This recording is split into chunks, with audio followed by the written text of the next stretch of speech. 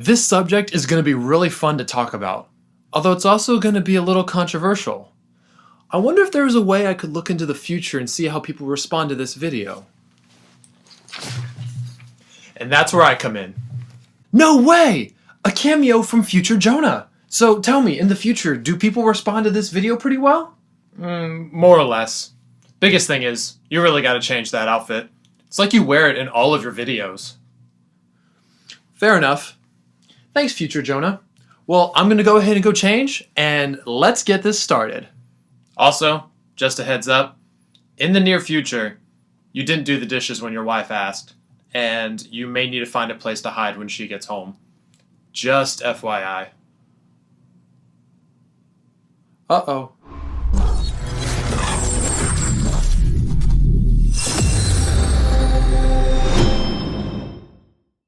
I believe that the MCU has a cameo problem. Now whoa. Put down those pitchforks for a second. Maybe hold off on hitting that dislike and unsubscribe button. Hear me out. I love cameos more than the next guy. Going back to the first cameo in the post-credit scene of Iron Man, where we see Sam Jackson for the first time as Nick Fury, leading all the way to the triumphant return of the Spider-Man of days past in Spider-Man No Way Home. There have been some truly iconic moments that mostly do have to do with cameos in the MCU. I mean, before the tragic passing of Stan Lee, I was always so excited to see how and when he was going to turn up in every single Marvel movie that came out. But right now, I feel like the tide is shifting. Honestly, I would go so far as to say that cameos these days in the MCU movies are feeling lifeless and corporate. Here's what I mean by that. It feels like executives are using cameos these days as a way to force the plot forward in an abnormal way. Or honestly, just to get butts in seats at the theater. Or to sell Disney Plus subscriptions. In a way, this has kind of been their way of dealing with the results of Endgame, where you ended on such an emotional climax, and now in a way, there's a lot of MCU fatigue going around, where maybe some fans who have been a huge part of the MCU for 10 plus years, maybe now all of a sudden want to take a little bit of a break and maybe don't feel as though Phase 4 has been up to snuff. I mean, shoot, I think I looked at a graphic the other day where it actually said that the products that Phase 4 has put out has all been more than Phase 1, 2, and 3 put together when it comes to watch time. Or not watch time, I mean total runtime. And it really seems like they're not gonna stop, especially with all the new projects that they announced at San Diego Comic-Con. Let me throw out an example for you guys. So Echo's coming out soon. I think it's in the next couple months. And Echo was a character that was featured in the Hawkeye TV show. And to be completely honest, I'm not excited about the Echo TV show at all. That was easily one of the least anticipated products that I was looking forward to. And to be even more frank with you guys, I really was thinking about whether or not I would just not tune in and just go about my life, maybe try to watch something else. But then all of a sudden, boom, you hear news that Daredevil and Kingpin are gonna be making appearances in it. And then all of a sudden, I don't wanna watch it for Echo, I wanna watch it because I wanna see some of my favorite Marvel characters back on screen. This is also a big reason why I had an issue with the Hawkeye TV show. As much as I thought it was an okay show, I feel like they kind of dangled Kingpin at the end as the villain that we didn't get to see until basically the last episode, and it was basically something that they've been building up to, but yet it really felt extremely forced, and it was one of those things where we've now got this Kingpin who all of a sudden has a vastly different set of powers and abilities than we remember from the Daredevil TV show, and they don't do anything of explaining it other than, hey guys, you remember Kingpin, here he is. And don't get me wrong, I love Kingpin, I love Daredevil, and that's another reason why I'm excited about She-Hulk, is because we're gonna see a lot of cameos, specifically Daredevil. But as for She-Hulk herself, I'm not necessarily invested in that character. What do you mean by that? That's what I feel like Marvel has been doing recently. They really seem to be prioritizing cameos to mask things such as bad writing, terrible CGI, forced plots, rushed production. I feel like they're starting to dangle these cameos out as a way of covering up all of these things. A perfect example of this would be Multiverse of Madness. Now, I like the movie. I like it a lot. But the more I sit on it and the more I think about it, I really feel like the Illuminati was such a forced aspect of that movie. I could just feel that Sam Raimi was not interested in using them at all. But of course, he had a mandate to put them in there, most likely from the higher ups, including Kevin Feige.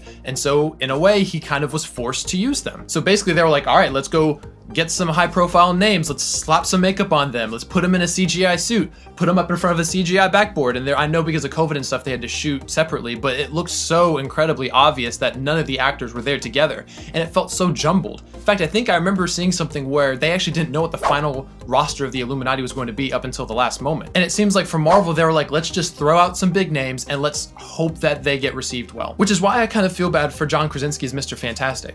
I was just as excited as everybody else to see him on screen. And I thought that was a perfect casting, but because he was such a one-note performance and John Krasinski gave a one-note performance, it wasn't his fault. It was just the fact that he had nothing to work with. And so it led to a lot of people saying, oh, I don't know if I like John Krasinski in the future returning and reprising his role as Mr. Fantastic, because I thought he was really boring. But people don't give him the chance to basically sell people on a better product than just a 1-minute cameo before he gets popped like a grape. Another good example will be the Guardians of the Galaxy and Thor 4. I don't know about y'all, but from what we were getting in the trailers, it really felt like we were going to be seeing a lot of the Guardians, at least for the first half of the movie, because they had such an integral part to Thor's arc in Infinity War and Endgame. So you really could feel like they were destined for at least a little bit more of a team-up movie. And we really got that vibe in the trailers. But then when the movie came out, all of a sudden you start to really realize that, oh crap, Taika Waititi did not want to see the Guardians in here at all. They barely got, what, like 5-10 minutes of screen time? And I think Peter Quill was one of the only Guardians who actually talked. People that you love.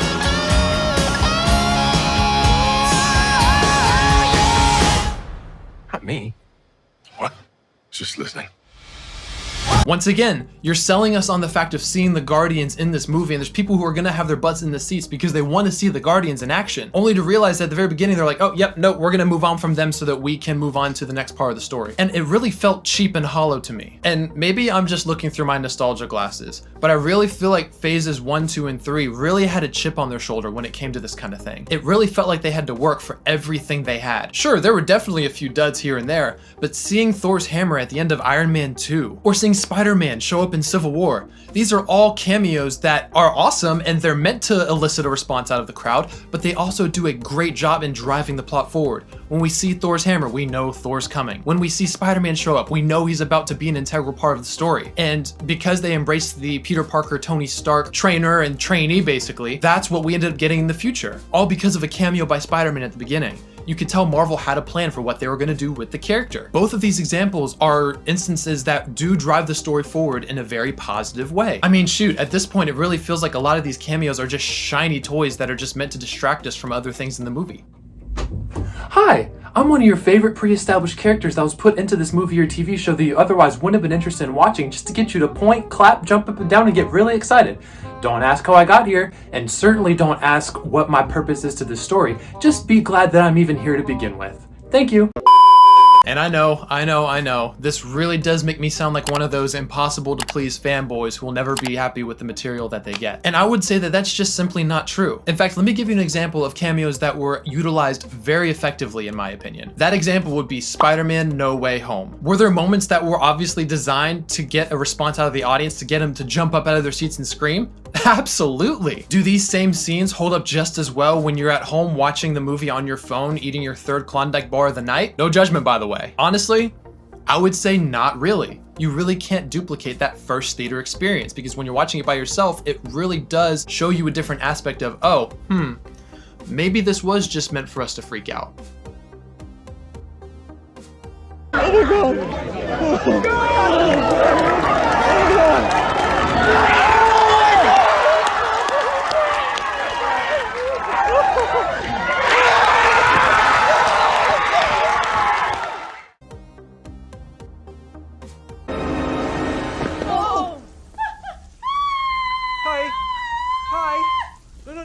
No, it's okay, I'm a nice guy.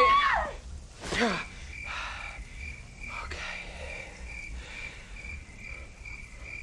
Who the hell are you? I'm Peter Parker. That's not possible. I am Spider-Man. But back to my original point. Having Tobey Maguire and Andrew Garfield come back to reprise their roles as Spider-Man made this movie, from what was already a good movie, into a great movie. And why is that, you would ask? I would say it's because they add an extremely important facet to the movie going into the second act. Both of them are there to come alongside our MCU Spider-Man at his lowest when he's dealing with his anger and his guilt. Not only do they come alongside him to be there for him emotionally, they also fight right by his side in the epic finale. And true, if they just would have showed up at the end, you know, maybe jumped through a portal at the end to a bunch of cheers and kicked a couple bad guys in the face and that was it, I would have still thought it was really cool. But the writers and the producers behind this movie took it a step further, and they actually put Toby and Andrew in there to push the story forward, as opposed to just showing up to elicit a bunch of applause and then leaving. Though honestly, the more that I think about it, Marvel does really seem to have a master plan behind what they do with their cameos. I mean, all it takes is for one leak to sneak out on Twitter, and all of a sudden the internet's ablaze with articles and people talking and the hype building.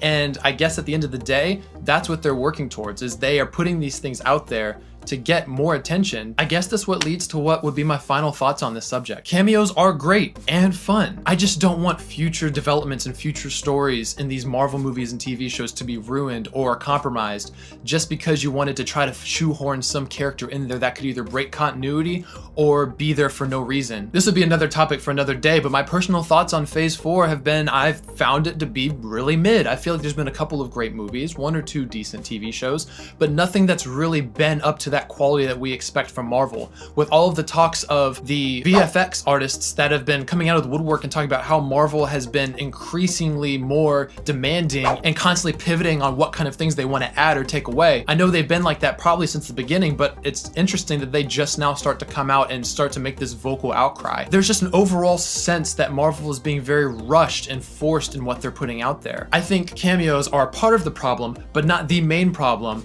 of what I feel like has been lacking in Marvel recently. I feel like it's been quantity over quality. Don't ask questions. Just consume product and then get excited for next products. There's always hope for the future that Marvel will reclaim the spark that made the Infinity Saga so darn good. And if you're one of those MCU fans who do enjoy every single cameo in all of these movies and you think there's nothing wrong, I'm totally fine with that. I'm happy that you're enjoying yourself. These are just my thoughts coming from a Marvel fan who has grown up with these stories and has learned to love all of these characters and all of their arcs and all of their stories. And I want their stories told as great as they have been in the past, and I hope we don't stray from that in the future. And all of these things that I say, like I wish, or I want, or I'd like this to be, these are all just my opinions of what I think Marvel could do in the future. But to wrap it up, those are my thoughts on where I think the state of cameos are in today's MCU. I want to thank you guys so much for watching. Drop a comment down below and tell me what your favorite MCU cameo has been so far. If you enjoy my content, I would really appreciate it if you leave a like and subscribed. Honestly, it does a great job of helping out my small channel get some notice out there, and I really couldn't do without you guys tuning in and liking the video. Guys, take care of yourself, and I'll see you next time.